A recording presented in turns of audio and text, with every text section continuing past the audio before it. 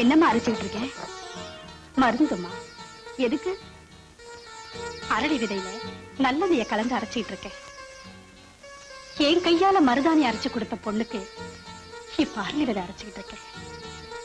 உண்ட பெத்ததுக்காக நானும், பெத்தர கூடாதுங்கிறதுக்காக நீயும் இத ஒன்றாவே சாப்பிட்டு செத்துருவோமா? வாழ்க்கையில ஏமாந்து போன ஒவ்வொருத்திக்கும் அவங்க அம்மா அரளி விதையை அரைச்சு கொடுக்க ஆரம்பிச்சாங்கன்னா அவன் அம்மா அரளி விதையை டின்ல அடைச்சு விற்க ஆரம்பிச்சிருவான். எனக்கு சாகிறதுக்கு ஆசை இல்லம்மா. இப்பதான் வாழணுங்கிற வைராக்கியம் அதிகமா இருக்கு. ஏற்கனவே என் தங்க நந்தினி முன்னால நான் தலை குனிஞ்சு நிக்கிறேன். அவளுக்கு இதுவும் தெரிஞ்சா சித்தி நான் செத்தாதான் கவலைப்படுவா, நான் சேர்ந்தா சந்தோஷப்படுவா. அம்மா,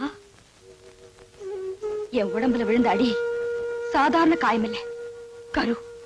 அதை நான் கலைக்க மாட்டேன்.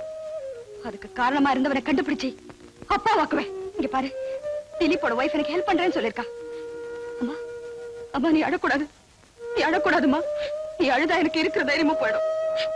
இன்னும் கோழாக்கிடாதுமா. நாம ஏன் அழணும்? நாம ஏன் அழணும்? நாம அழக்கூடாது.